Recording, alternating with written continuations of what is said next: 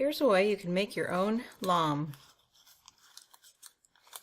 You purchase some of these razors at your drugstore. These kind. And hold them very carefully. And then I have a small brush here. You can also use any small stick that will work, a coffee stirrer or anything that would work. And you take and you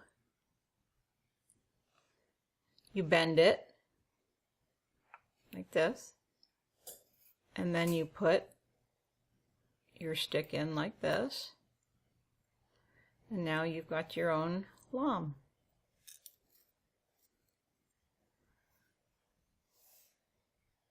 It's a real quick, easy way to have a lamb, and you don't have to spend $20.